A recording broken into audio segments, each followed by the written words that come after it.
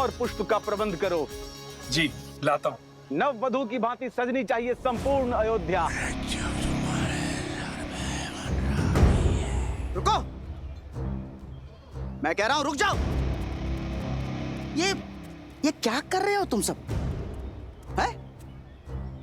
मति भ्रष्ट हो गई है तुम्हारी। जानते नहीं महोत्सव की तैयारी चल रही है, क्यों रोक रहे हो इतने पावन कार्य को? मलिन चरित्र के स्वागत के लिए उत्सव नहीं हुआ करते। और क्या प्रमाण है? क्या प्रमाण है कि सीता पवित्र है? अरे 12 वर्षों के बाद लौटी है वो। पता नहीं ऐसा क्या देख लिया श्री राम ने और क्या सिद्ध कर लिया सीता ने। हे ईश्वर, देवी सीता के बारे में कैसी अशोभनीय बातें कर रहा है ये दुष्ट। देवी सीता पर इतना बड़ा लांछन! क्या मूर्खता पूर्वक बातें कर रहे हो तुम?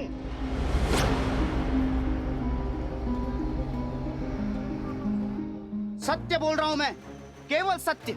अरे हमने सीता को इसलिए अपनाया क्योंकि उन्होंने स्त्रियों के अधिकार की बात की, उन्हें सम्मान दिलाया। किंतु प्रश्न तो ये है, क्या सीता पुनः राज सिंहासन पर बैठने के योग्य है? क्यों महल में प्रवेश से पहले वो 2 दिन मंदिर में तप कर रही है ताकि उसके पाप धुल जाए? तो साहसी मानो, छोड़ो मुझे, मैं इसके प्राण ले लूंगा। मेरे अंत से मेरे प्रश्न समाप्त नहीं होंगे। हमें पुनः अभी चलकर सीता से अग्नि परीक्षा की मांग करनी चाहिए। देखा, सुना सुना आप लोगों ने कैसी बातें कर रहा है ये पापी? पाप मुझ में नहीं, श्री राम के इस निर्णय में। यदि सीता को राज सिंहासन पर बैठना है तो उसे हम अयोध्या वासियों के समक्ष अग्नि परीक्षा देनी ही होगी। शांत।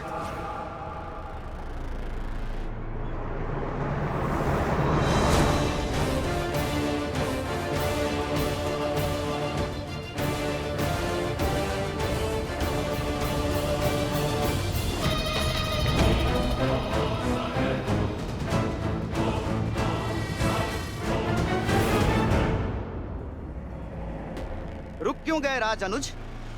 आगे बढ़िए और हमें श्री राम से मिलवाइए, क्योंकि देवी सीता की स्वीकृति जो अयोध्या और रघुकुल में हुई है वो नियमों और रीतियों के अनुकूल नहीं है। देवी सीता पर लांछन जो है वो अयोध्या वासियों ने लगाया था, तो अब उन्हें अपनी शुद्धता, अपनी पवित्रता और अपनी सुचिता का प्रमाण भी अयोध्या वासियों के समक्ष ही देना होगा, अग्नि परीक्षा के माध्यम से।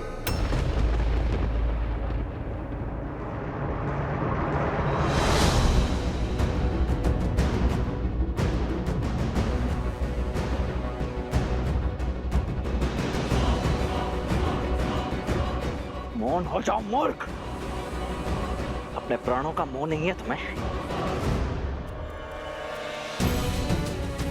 देवी सीता के प्रति ऐसे अमर्यादित प्रश्न करने वालों का यही दंड उचित है। कुबुद्धि और मलिन विचारों से ग्रसित हैं ये लोग। ये जिह्वा मनुष्य के सौभाग्य और दुर्भाग्य दोनों का कारण बनती है। जब जिह्वा से सत्य के पुष्प बरसते हैं तो यश मिलता है, परंतु यदि यह असत्य के कांटे बहने लगे तो यही मृत्यु का कारण भी बनती है। अयोध्या की महारानी सीता यहाँ की प्रजा की माता है।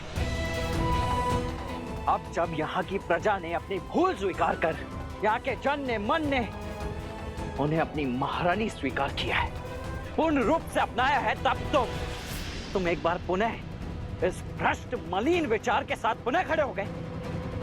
लोक अपवाद की जो अग्नि शांत हो चुकी थी उसमें घी डालने का प्रयास कर रहे हो तुम। 13 वर्ष के तप ने उन्हें प्रशिक्षित किया है। स्वयं भगवान वाल्मीकि उसके साक्षी हैं। और किस साक्षी की प्रतीक्षा है तुम्हें? वन में मोर नाचा किसने देखा? भगवान वाल्मीकि देवी सीता के सत्य के साक्षी बने, हम तो नहीं ना। केवल कही सुनी बातों पर कैसे विश्वास कर ले?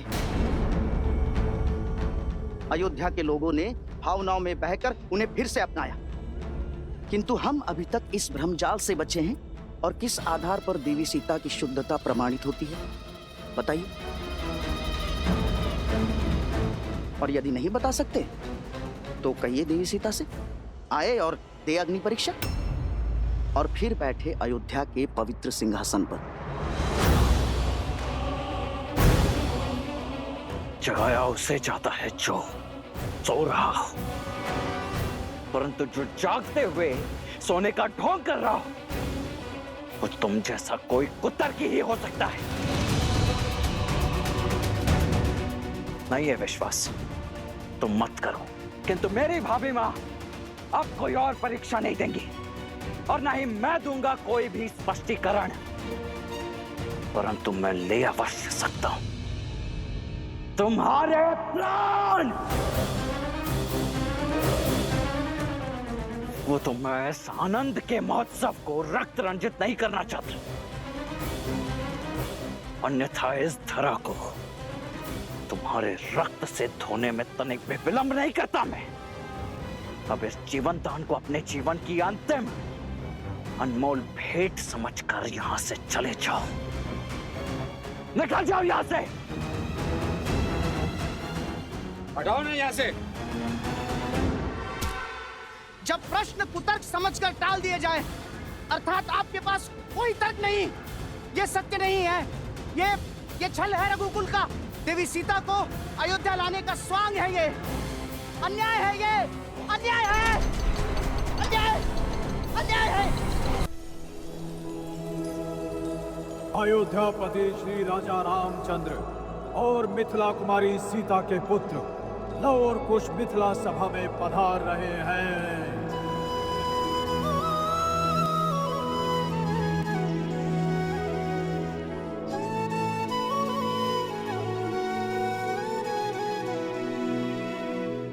जिनमें देखी राम सिया पर छाई, वो लव कुश सच में है सुत रघुराई।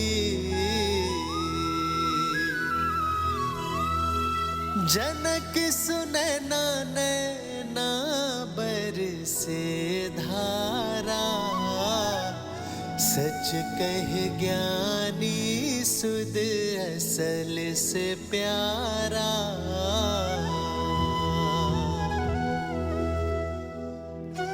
प्रणाम नानी श्री।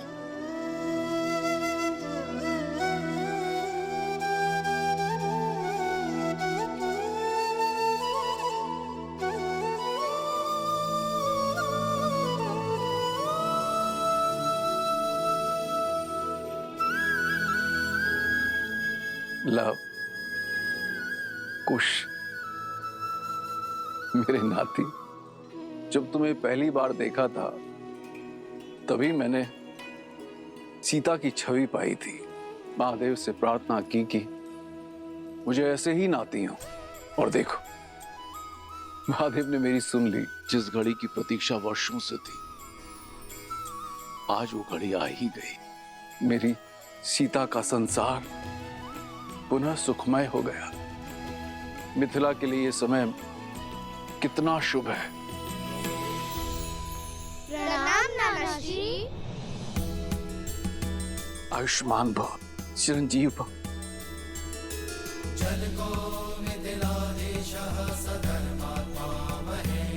मेरी पुत्रियों के अंश आज मिथिला पधारे हैं। मिथिला के आंगन में वसंत ले आए हो तुम सब। वसंत तो अयोध्या में भी आया है महाराज जनक, और इसी वसंत के उत्सव के लिए हम अयोध्या और श्री राम की ओर से संपूर्ण मिथिला को निमंत्रण देने आए हैं कि आप सब पधारे और सियाराम मिलन के साक्षी बने। अवश्य अवश्य आएंगे। पूरा मिथिला आएगा मैथिली के स्वागत के लिए। महाराज जनक, मन में एक प्रश्न था, पूछने की आज्ञा है? अवश्य आज्ञा है, किंतु उससे पूर्ण मेरे एक प्रश्न का उत्तर दो। क्या मैं तुम्हारे लिए महाराज जनक हूं या तुम्हारा नाना?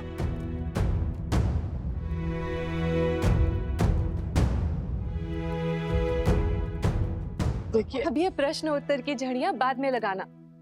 ये बालक इतनी दूर से यात्रा करके आए हैं, सबसे पहले इनकी नानी इनका सत्कार करेगी।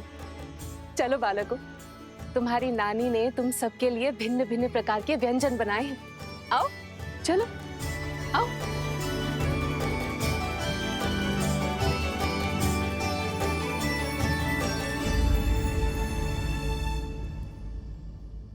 चलिए आप सभी अपने अपने कार्य पर जाइए। महोत्सव के आरंभ में अधिक समय शेष नहीं है और आप में से जिस किसी के भी मन में इस मूर्ख की बातों से कोई भी संदेह उत्पन्न हो रहा है वो सब आइए मेरे साथ।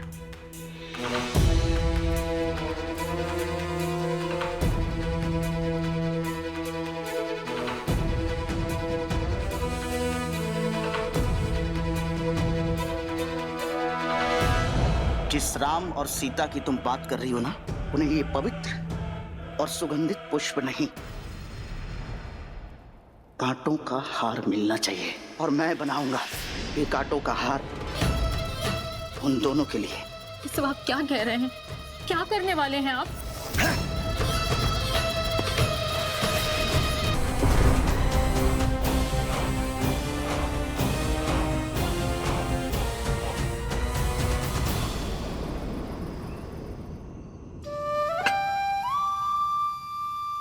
ये लो, एक और खा लो।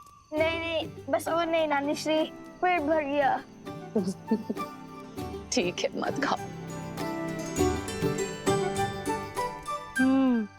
मालपुआ जो तुम अभी खा रहे हो, वही तुम्हें माता के हाथों से भोज में भी खाना है। और क्या ज्ञात तो है कि नानी श्री के हाथ में अधिक स्वाद है या उनकी पुत्री हमारी बड़ी माता श्री के हाथ में?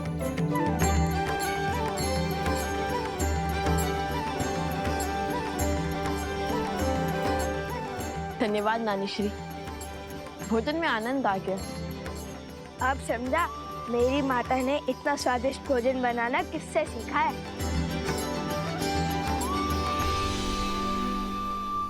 धन्यवाद केवल नानी श्री को, नाना श्री को कुछ नहीं।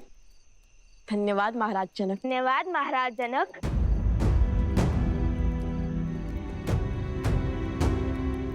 पुनः महाराज जनक, एक बार नाना श्री तो बोल दो। जब आपने हमारी माता को अपनी पुत्री नहीं माना, तो हम आपको अपने नाना कैसे मान ले?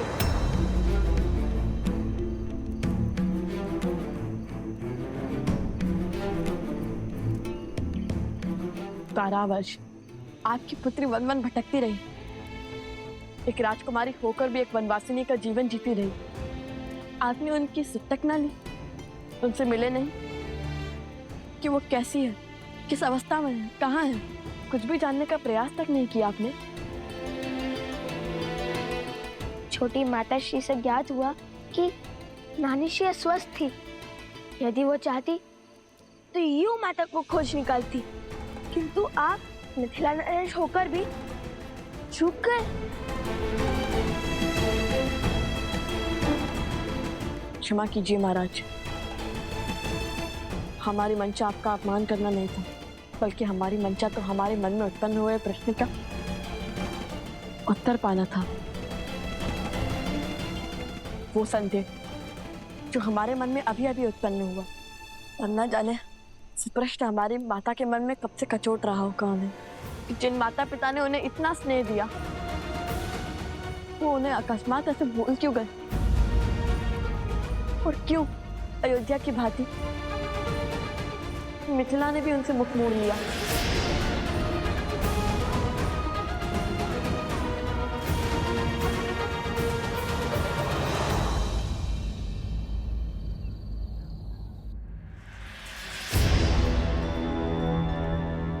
सुख के क्षण में संदेह की आंधी आना उचित नहीं।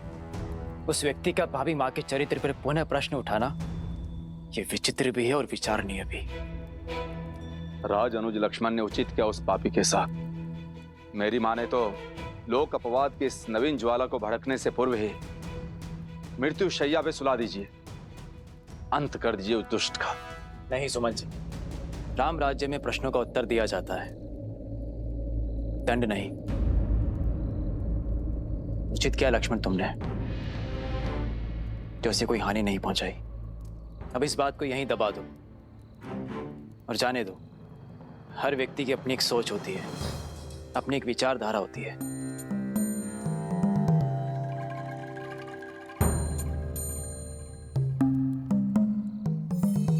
जब संपूर्ण अयोध्या ही महोत्सव के रंग में रंगी है, तो हमें चिंता करने की कोई आवश्यकता नहीं। महोत्सव की तैयारियां जैसे चल रही है, चलने दो। और हाँ, ये बात भैया तक ना पहुंचे, अन्यथा उन्हें बहुत कष्ट होगा। इतने वर्षों के बाद उनके जीवन में सुख लौट के आया है, और ये सुख दुख में परिवर्तित नहीं होना चाहिए।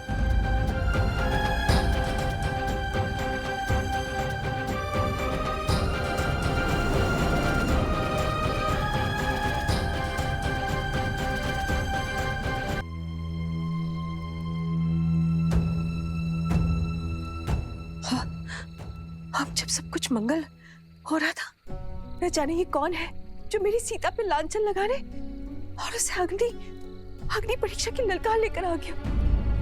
मुझे ही कुछ करना होगा, मुझे ही कुछ करना होगा। मैं आमरण व्रत करूंगी, जो अपने घर की सुख शांति के लिए बहुत अच्छा होगा। यही उचित होगा। दीदी, आप व्यर्थ ही चिंता कर रही हैं। इस बार केवल अयोध्या नरेश राम ने ही नहीं, अपितु संपूर्ण अयोध्या ने सीता को मन से स्वीकारा है। सब कुछ सुलझा हुआ है, फिर आप अपने मन को क्यों उलझा रही हैं दीदी? देखिए ना, कैसे पूरी अयोध्या उत्सव की तैयारी में लीन है।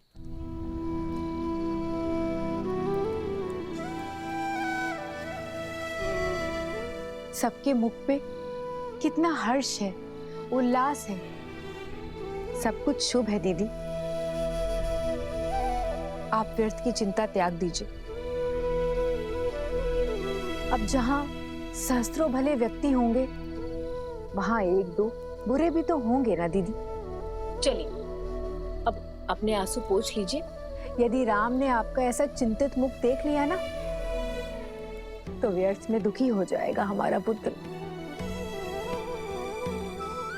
मेरा राम, ऐसा कतई नहीं है। यदि तुम्हें लगता है कि हम हमारी सीता को भूल गए हैं, तो ये तुम्हारी भूल है।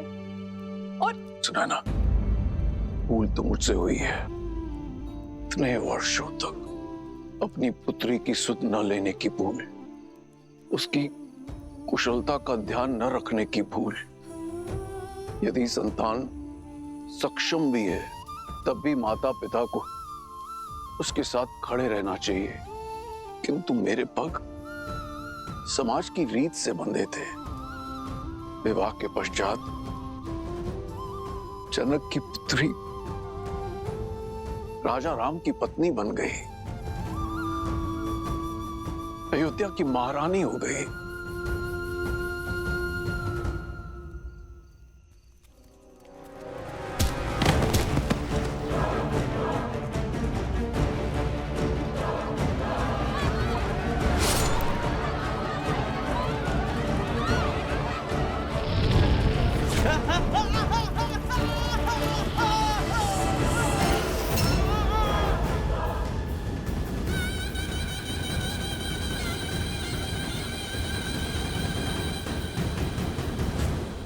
हमारा राज्य राजा राम के अधीन ही तो है। राजा राम हम सब के महाराज हैं। अयोध्या का ध्वज इस आकाश पर सबसे ऊंचा लहराता है। और उस समय राजा राम ने अपने सिंहासन पर बैठकर जो निर्णय हमें सुनाया, उसका सम्मान करना, उसका पालन करना मेरा कर्तव्य था। किंतु मेरा मन उस निर्णय को मानने के लिए सच नहीं था। और तभी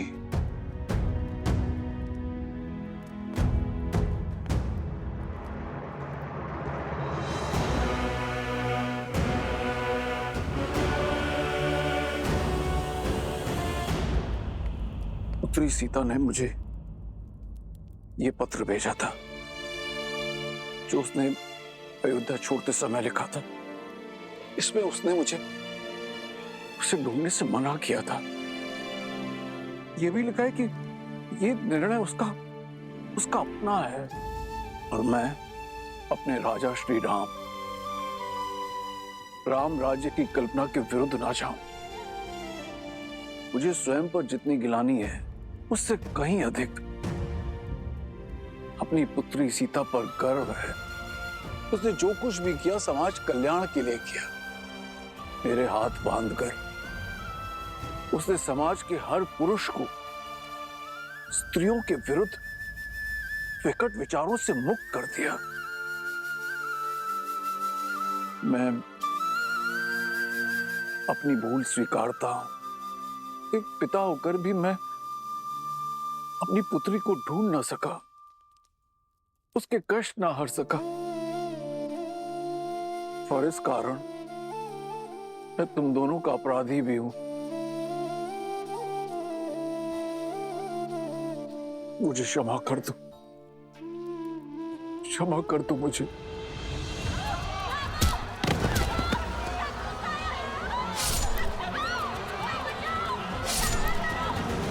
क्षमा कर दो मुझे। नहीं महाराज, आप हमसे क्षमा मत मांगिए। आप हमसे बड़े हैं। बड़ा होकर भी बड़प्पन तो नहीं दिखा पाया ना। यदि मैंने अपनी पुत्री को ढूंढने का प्रयत्न किया होता तो मुझे ये तो ज्ञात होता कि मेरे दो नाती और भी हैं।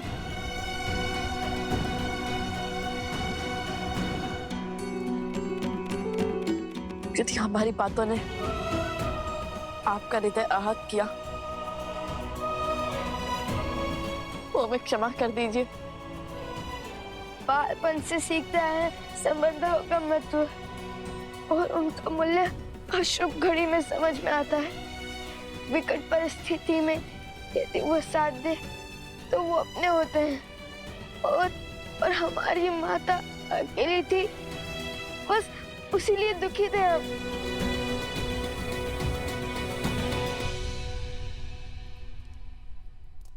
आंसू पोछिए नाना श्री।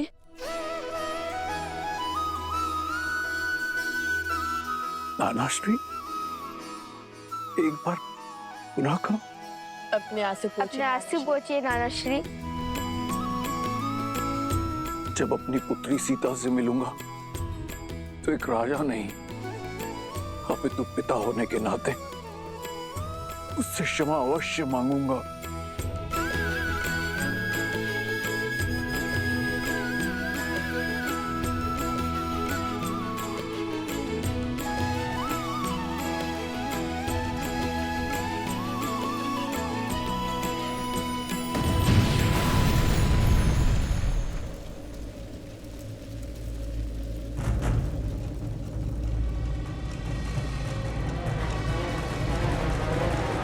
कहाँ है राम और सीता के पुत्र? अयोध्या के लवकुश कहाँ है?